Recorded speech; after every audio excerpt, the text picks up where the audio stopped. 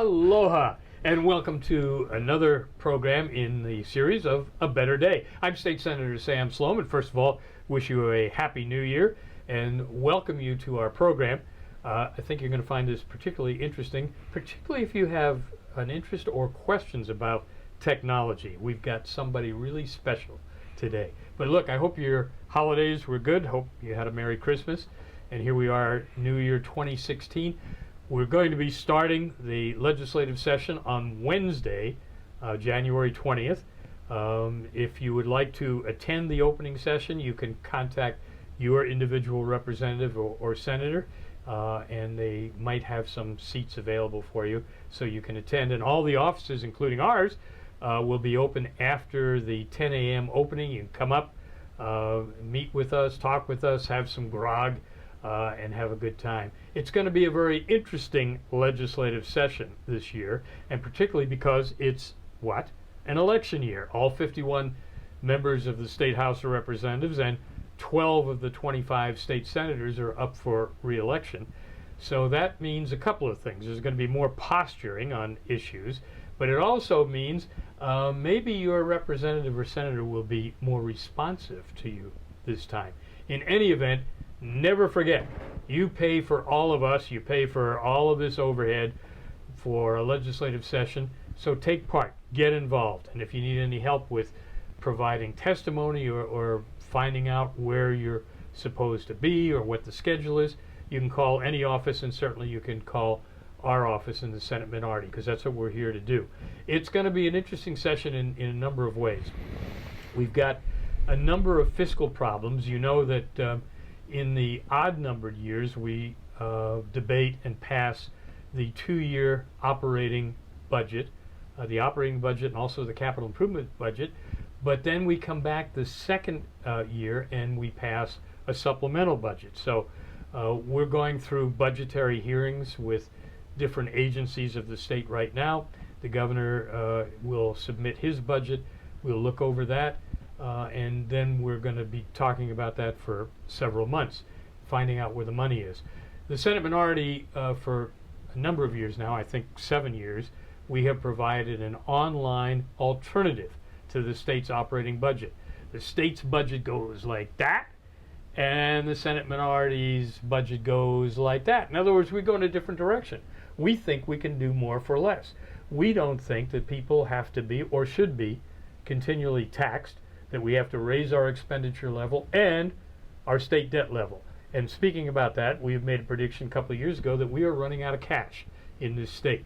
And unless and until we diversify our economy, we are going to run out of that cash probably by 2018, and it's going to have serious consequences. The state gives away or is unaccountable for too much money. That's one of the things that we do in the budget committees, the Senate Ways and Means Committee, the House Finance Committee. Ask these questions. Look, we're representatives of you. We're not spending our money, we're spending your money. So we darn well better know where it's going. We hold people accountable, or at least we're supposed to. And if we don't do our job, you hold our feet to the fire, because ultimately, not only is it your money, it's your government, and we have to answer to you. And more so during an election year, you have an opportunity to be heard. So if you need any help or anything else, you can call any office, or you call my office particularly. And again, for those of you watching this program for the first time, welcome. And the reason we call it A Better Day, well, we've had slogans in the past about new beginnings and a good day and all that. We think you, the people of Hawaii, deserve a better day. We think that we can do things like we did right after statehood, where it was an exciting time, an entrepreneurial time. So if you have any suggestions, you have any comments about this or any of the other programs, by all means, call me personally. I'll be very happy to talk with you. Well, that said, hey, have you gone to your mailbox in the last couple days? Have you gotten a notice yet from your healthcare provider about the increase that you're going to have right now from 25 to 40%? Hey, don't say no one told you about that, because we've been talking about that for a couple of years now. The problems with Obamacare and the Affordable Care Act. We were very critical of the state health connector, which burned through $300 million of federal and state funds with no accountability and no more people getting health care. And when our president had said previously, hey, don't worry, you're going to get to keep your plan? No. You're going to get to keep your doctor? No. You're going to save up to $2,500 per family per year? No. The rates are going up, and your choices are actually going down. If you need any help with that, we've got some specialists in our office who have followed that issue, know the personnel involved, know the law. So talk to us about that or anything else. Okay, look, when people say technology, do your eyes kind of roll back in the sockets and all that? Or do you say, oh, technology, that's great, without knowing the actual costs or the problems or some of the unintended consequences? Well, I'll tell you what, we've got a very special guest today, and he's somebody that's been in the trenches and can lay out some of the problems, but some of the successes that we're having right now, and some of the things that you can look forward to. I'm very happy to welcome as our guest Mr. Lance Hansche, and this guy, he describes himself as a serial entrepreneur. He's been involved in technology development from what? From the time you were a teenager or before? Started my first company in 1967. Yeah. I'll leave you to guess how old I was. And you're a graduate of MIT? No. No? No, because I started my company before I Oh, is that finished. right? Yeah. I was going to say the Maui Institute of Technology. No. Everybody knows MIT, right? Yeah. But, Yeah. No, I went to the freshman orientation in '65 and discovered that everyone in the freshman class except me had gotten 800 on the math part of the SAT, and I went, oh my God, I'm going into management. yeah. And so what happened? So you started a company? Yes, I figured that was the only way I was going to get control is by paying salaries. Right. And because engineers are very conservative people. And that we have a governor that's an engineer background. Yes. He often gets a lot of criticism for that because he's not very flamboyant, he's not very outgoing and all that. Slow and deliberate. Yep. Right? It's never make a mistake or never be caught at it. Okay, look, you're currently your chief technical officer of Skyforce. What's Skyforce? Skyforce is a company that is bringing a system to the police forces of the country, of which there are 18,000 independent police forces. This is county and state? County, state, municipal, sheriffs, and then all the 83 agencies of the federal government that have police forces within them, with all of them armed. And effectively, according to the FBI, if they draw their weapon in the street, they have to pull the trigger 5 times in order to hit a target. In practice, they shoot 80%. In real life, they shoot 20%. And so apparently that's not a problem in Chicago, though. Well, but that's the problem. Yeah. Why did someone fire 16 times? Right. They weren't sure they were going to hit anything. There you go. So we've designed a system to close that from 80-20 to 80-80. And do you have any competitors, or are there other companies doing? Well, there are companies that sell what they call judgment training, which is you show on the screen a bunch of people doing something, a domestic disturbance, husband battering wife, wife slicing up husband, and then you're supposed to decide whether to shoot someone, to yell at them and try to get control of the situation. But there's no scoring. It's to give you experience. So nobody knows if it does any good. And yet the systems cost the police somewhere between $100,000 and $300,000, and then because of that, they're complicated. And how many years has this been in effect, the system? Those training systems, they've had them for 11 years. 11 years. So we've gone back the other way and said, we're going to train people to be effective with the gun so they know that they can trust themselves, and then build on top of that their ability to deal with combat, to deal with complex circumstances. But you build up from the basic skill because there's no point in having judgment if you don't know that makes sense. You're going to hit. And you're trying to narrow or erase that gap between the 80% and the 20%. Right. Yeah. And you know, it's part of a process that, you know, the police are in a terrible circumstance, really, if you think about it from the point of view of wanting to go home at night.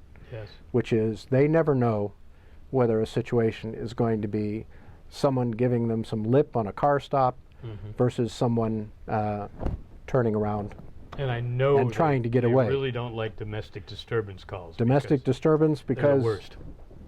You know, have no idea which one.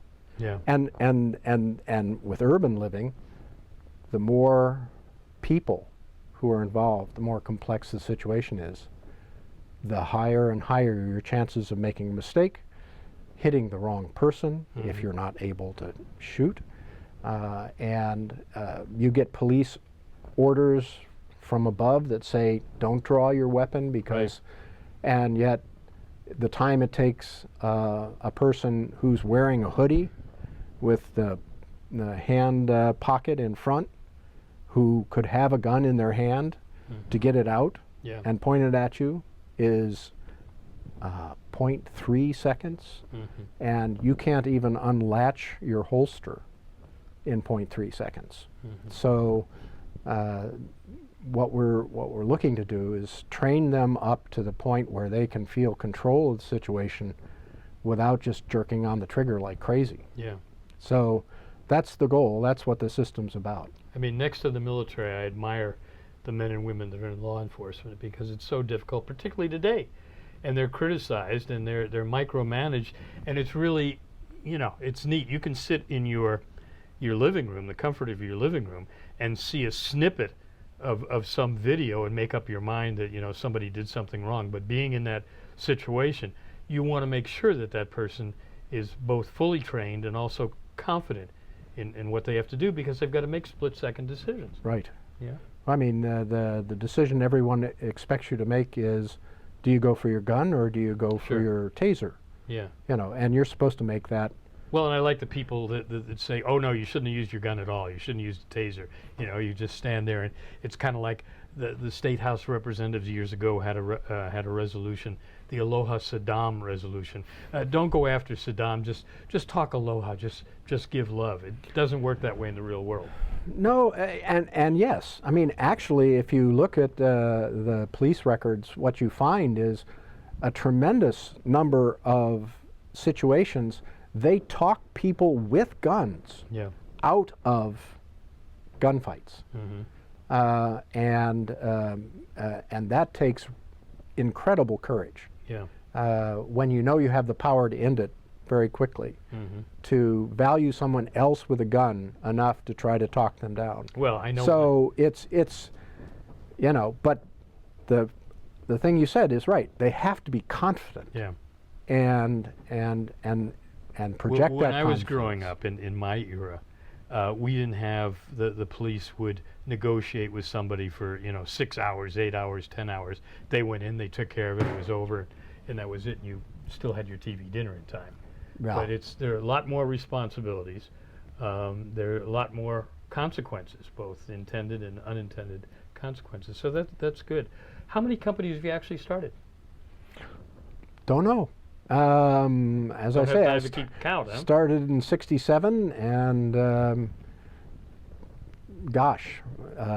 banking systems, word processing systems, which was great fun because my mother was a secretary, and I had seen her doing copies and having, what was that called? Carbon paper.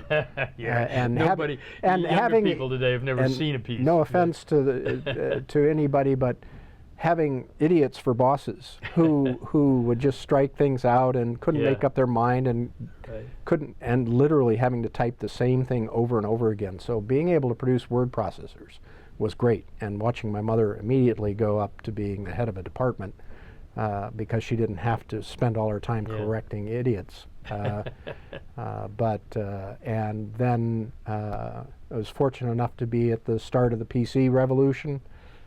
Started a company that was able to go public, making the BIOS. What was VoiceWorks? What's that all about? VoiceWorks was great. I mean, here's this great thing we did: personal computing. Mm-hmm.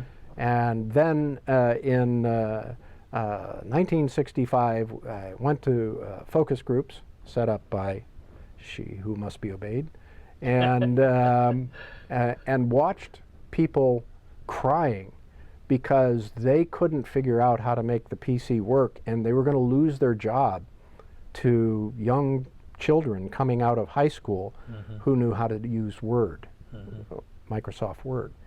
And we realized there was just a huge support problem that wasn't being dealt with, that we were delivering the equipment, but we were not delivering the success. So we figured out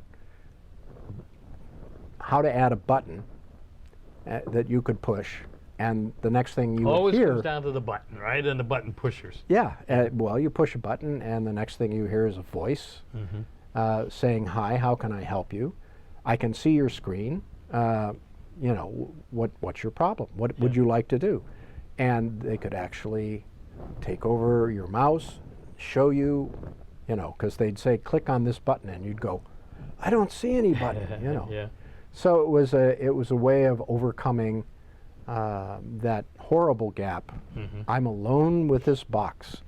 Other people tell me they're having success, but I just don't get it. And so that's what VoiceWorks was. It was. Did that voice come from India, or where did that voice come No, from? no.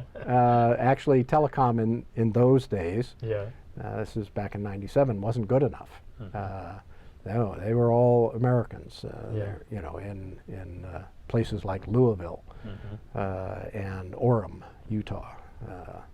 You know, it's kind of interesting. I've lived here long enough since statehood, watched things that developed. I mean, we developed Telecheck here. We developed Verifone here. We developed really call centers here. But we wound up either exporting all of them or some were gobbled up by other companies and all. Do you have an opinion as to how entrepreneurial, you're a serial entrepreneur, how entrepreneurial the state of Hawaii is? There's a way, two answers to that. One is, first off, a bias. I bought a company here in '85 because they were entrepreneurial and they had developed printing technology that I wanted, but also because they were able to serve my customers in Japan, Taiwan, Korea, and have them come here and be comfortable with the people, comfortable with the food, and yet in America. And so to that extent, it was a wonderful experience. And all of the worry about, oh, I'm going to go surfing, blah, blah, blah. Yeah. Tremendous work ethic. So all that was good. But eventually, 3 years, I had to pull the operation back to the states because the telecom wasn't good enough. We moved huge amounts of code around, and we just couldn't get it. I mean, literally, we put up our own satellite dish, but it just didn't work. So there are parts of infrastructure that are really important. Okay, that was mid-'80s. Here we are, 2016. Now what? Have we made progress? Are we going in the right direction? Yeah, you voted on a new landing station so you could get another cable in here. But yeah, you're starting to run out of telecom again. But the big thing is keeping the people. Right. And you know that's a real problem. And that's a structural problem I can't answer in a short time. It's both keeping the people and trying to lure them back from a Silicon Valley or requires Austin or somewhere else. Yeah, and to do that, there have to be enough different things to do. I mean, because the way entrepreneurship works is by stealing ideas.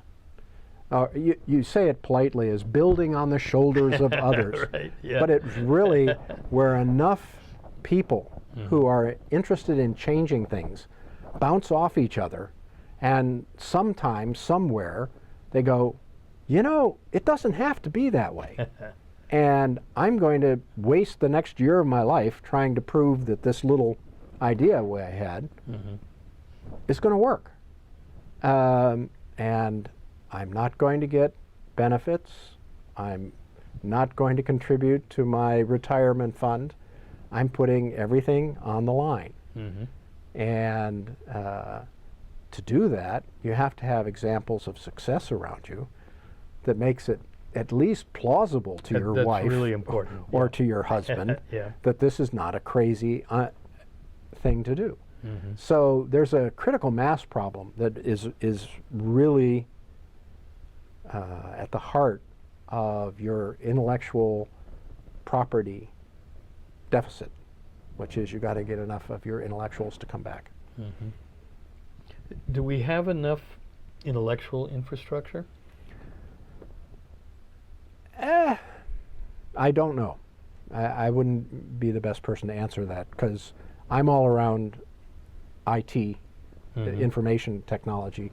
For the people who are here who are doing very interesting work to me, but I can't qualify in terms of the renewable power.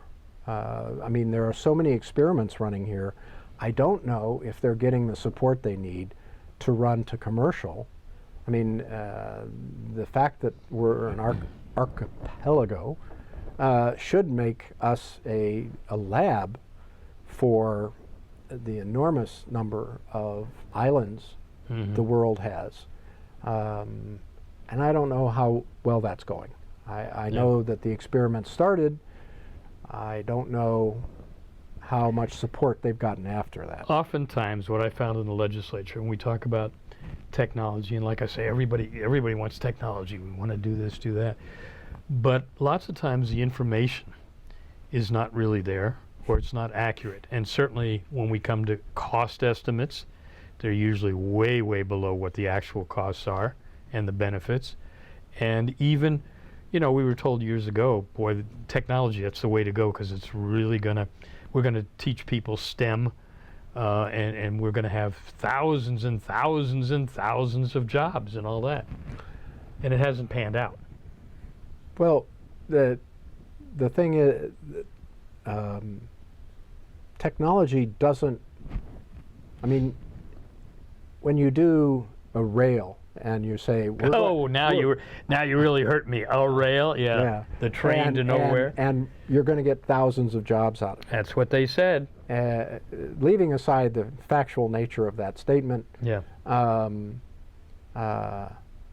can't do that with IT companies because they don't need people. They need small teams. And this goes to your point about why is it IT projects are always overblown. It's because somebody is treating them like a rail project. I mean, sitting in the Department of Taxation hearing, watching you and the rest of the legislators who are in charge of the money, I mean, the suspicion across that table that the people on the other side are just going to suck your pockets dry and then ask for more, please, was so palpable. I mean, you guys just don't trust them. Well, and for good reason. And I mean, look at the failed projects. Look at the money, for example, that we have spent and wasted on computer modernization. And we don't have agencies talking to one another. We don't have systems that actually work, and yet the taxpayers here have spent hundreds of millions of dollars to do this, and we're on another current tax department modernization. We're monitoring that, and hopefully we're going to get better results, but not guaranteed. Let me just give you an example as an alternative way of looking at things. It was a block trading system for trading stocks, for large volume stocks. And I asked the customer, what was the one thing that would make them the most money the fastest? I mean, because there was this spec, you know, this thick of all the things that this is. What was their response? But what was the one thing that would make money? And the gentleman had to go off and get the traders, and they all came back and they said, "We don't understand. What are you trying to do?" And I'm saying, "I'm trying to get to the point that I can do one thing for you really fast and really well, and you can start making money, and then we can add the rest of this stuff on, which is going to add 2% more efficiency, 3% more profit. But let's get the kernel done that makes you money right away." And everyone stops asking, "Why are you spending money?" Because you're making money. Yeah. And that project was so successful that their investment was returned to them in 3 months. And then from that point on, everything else they invested in that system was being paid for out of profits, new profits. So when I sat in the tax meeting, and you folks very reasonably asked them, well, are we going to recover more revenue by virtue of having this system? And they looked at you and said, "We don't know." Right. How would we know that? Otherwise, we'd be collecting it. Yeah. And you say, well, in the business world, you would figure out a way to come up with a number. Especially when it's your own money. And then we would do just that first. Yeah. So you were making more money, and then we would invest a percentage of that in the rest of the improvement. So this colossal system thing is a terrible thing. Got it. On that happy note, as we're running out of time, in 10 seconds, what's next for Lance? What are you looking at, company-wise or idea-wise? Well, we're at the point of getting funding for Skyforce, and other than that, I'm interested in getting across that small systems lead to big successes. And on that happy note, we'll have to have you back because you're a wealth of information, and we appreciate you taking your time and wish you good success. All right. We wish you a better day. And thank you all for viewing, and if you need anything, call our office, and we'll see you January 20th, the opening of the legislature. Aloha.